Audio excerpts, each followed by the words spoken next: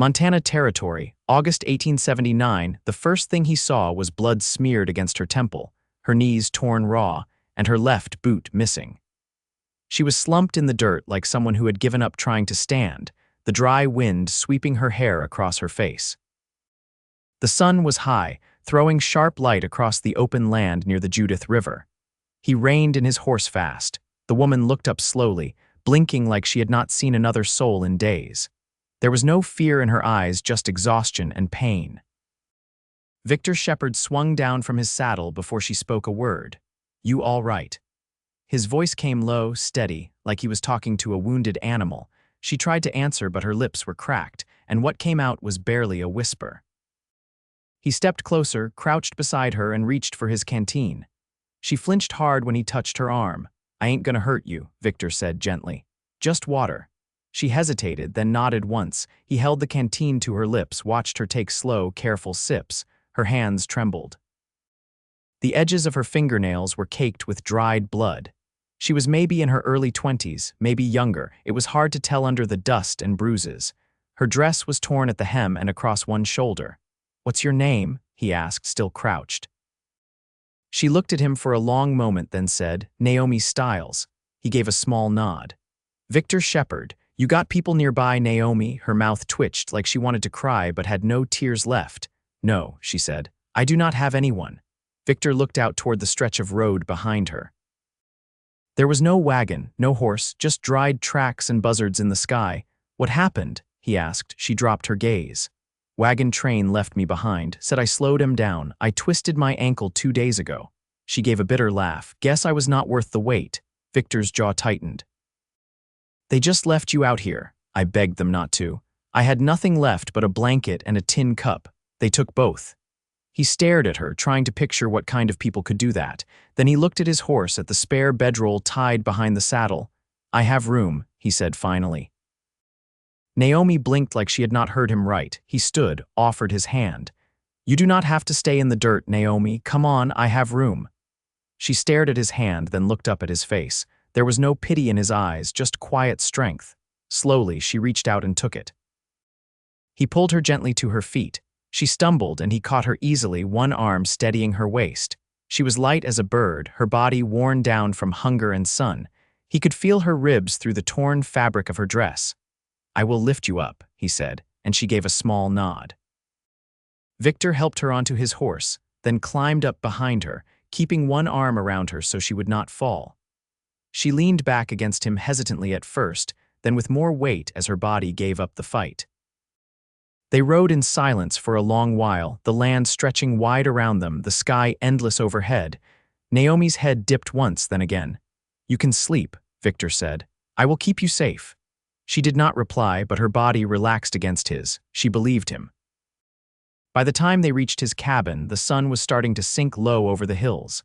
His land sat tucked between a stretch of pine-covered slope and a creek that ran clear even in summer. He slowed the horse, then stopped in front of the porch. Naomi stirred. "Where are we?" "My place," he said.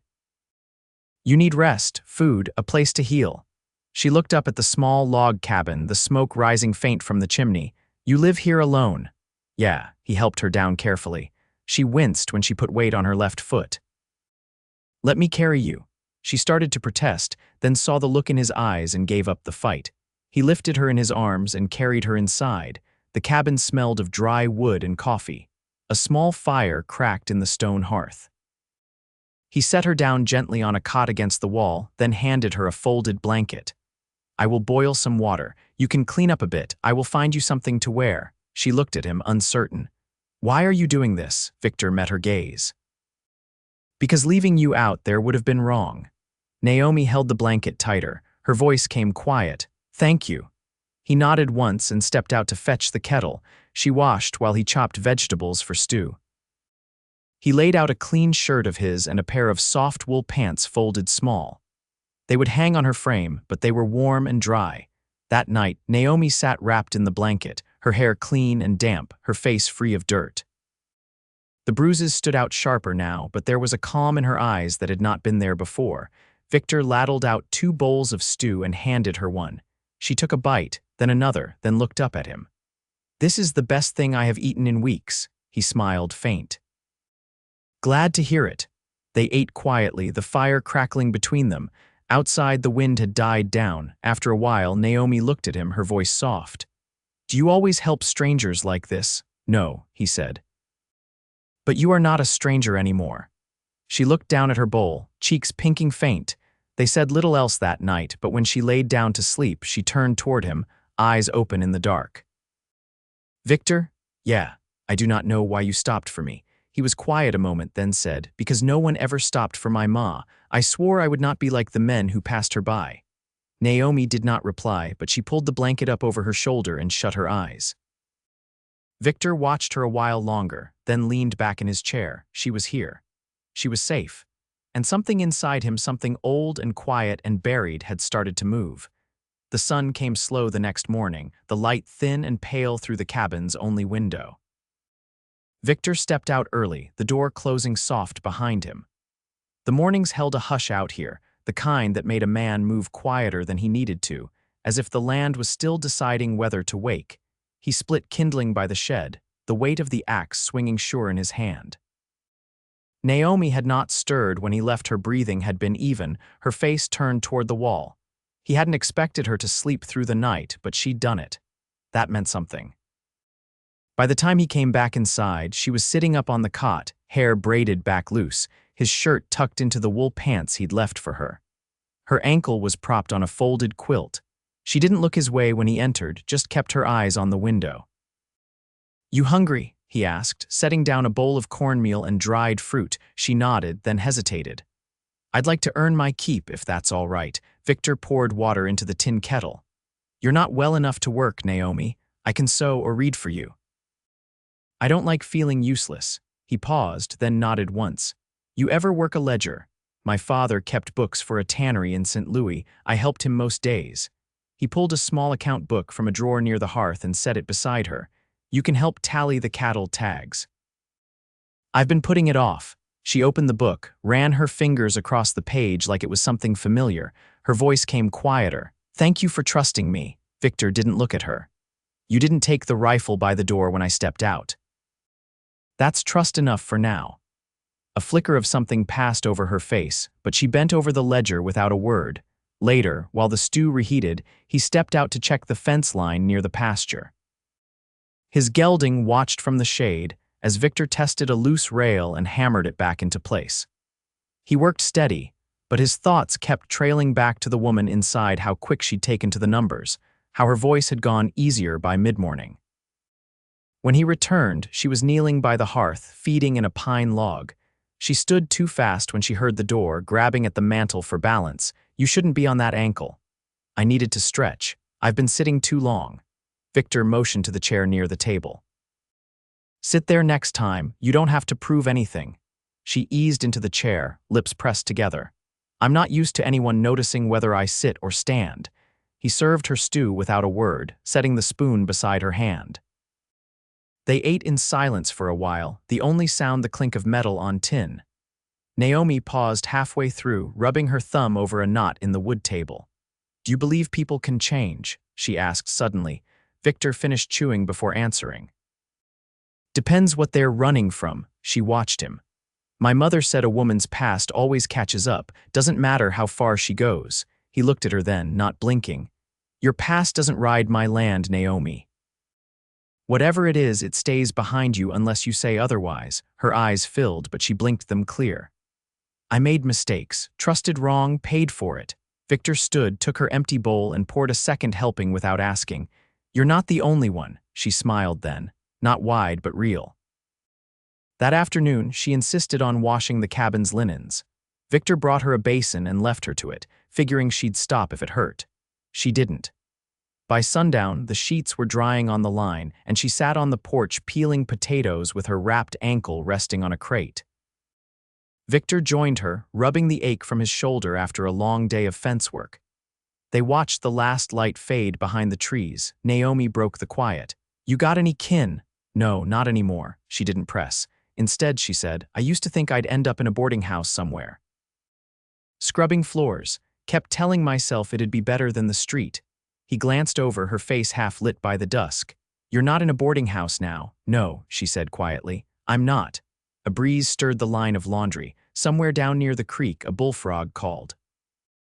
Victor stood slowly. I'll fix that door latch tomorrow. Wind's been rattling it. Naomi nodded and reached for the last potato. He paused before heading in.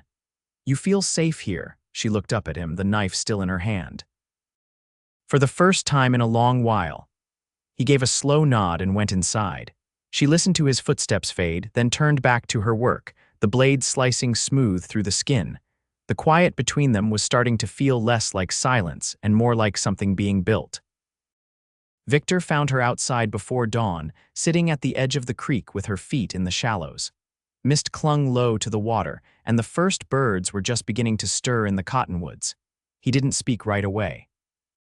Just stood on the bank with his arms crossed, watching Naomi's fingers trace the surface of the stream like she was trying to remember what softness felt like. You didn't rest long, he said finally. She looked over her shoulder, eyes clear but unreadable. I used to wake up early with my father.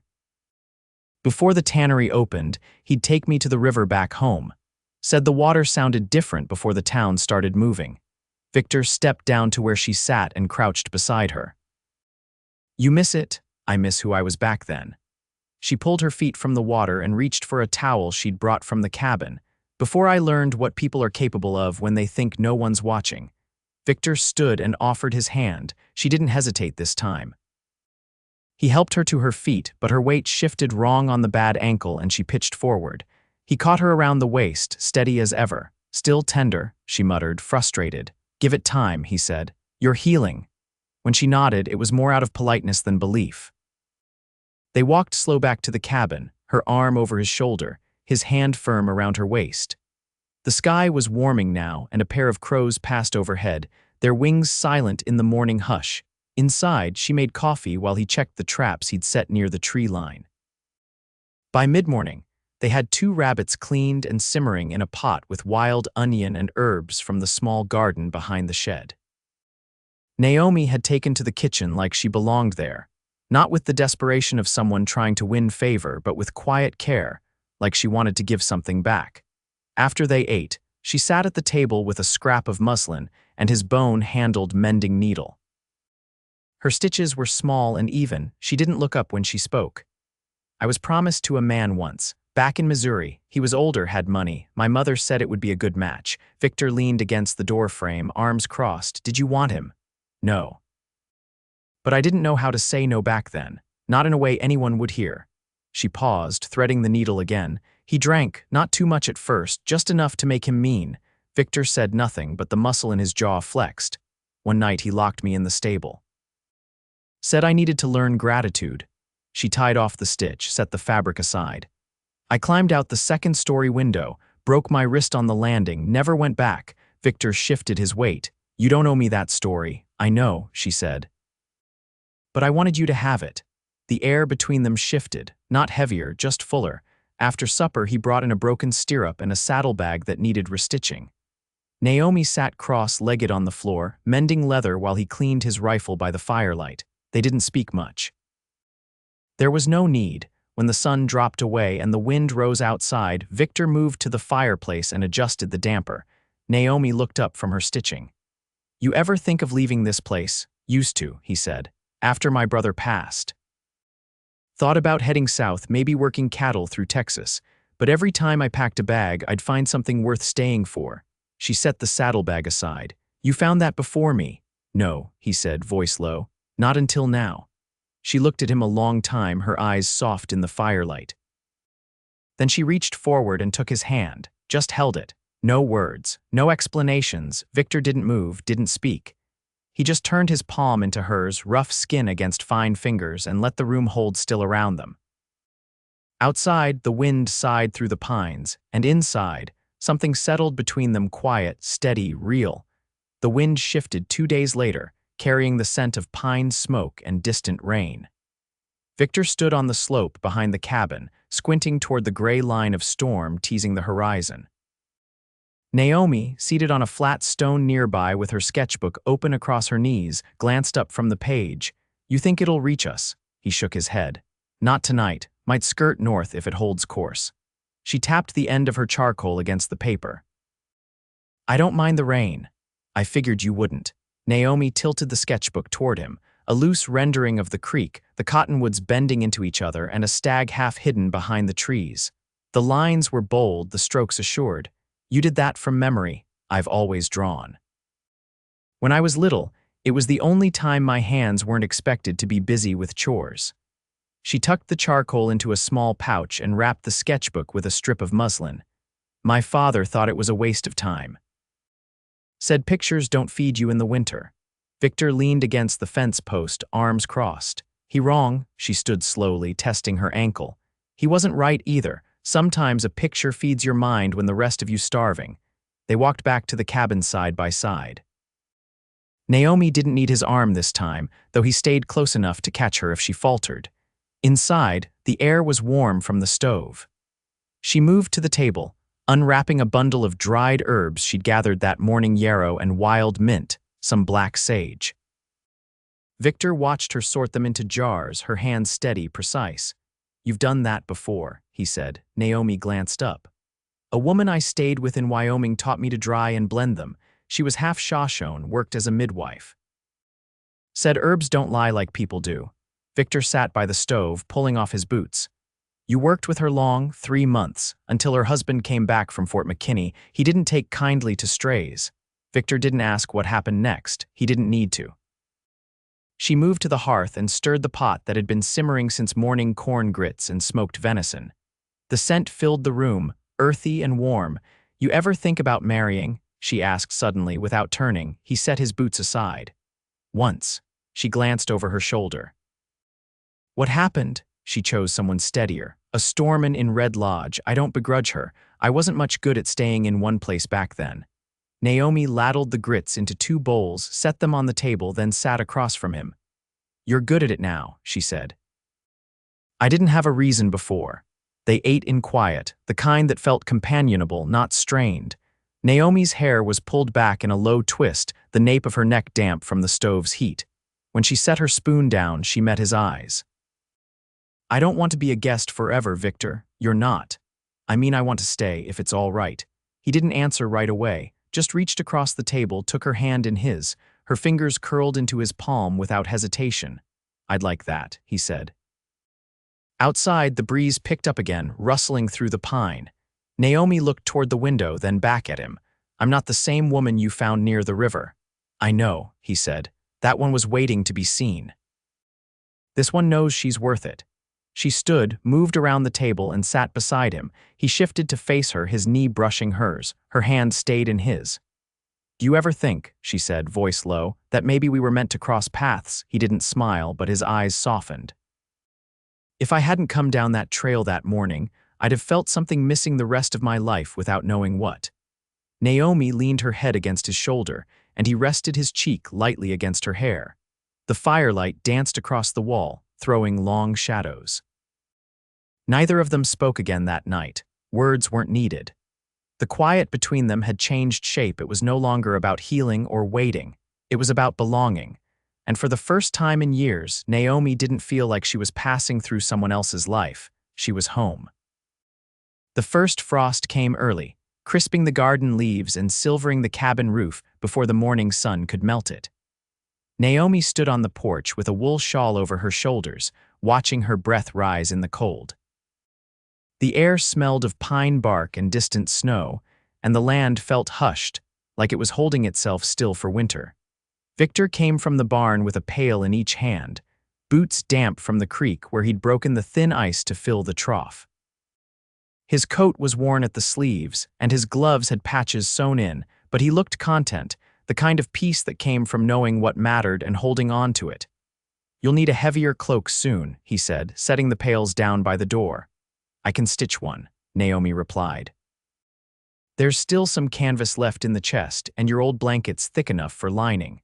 You don't have to, I want to. She met his eyes. I'm staying, remember, he nodded once, and the corner of his mouth pulled just slightly. Inside, the heat from the stove wrapped around them. She pulled a tin from the shelf and measured out the last of the barley.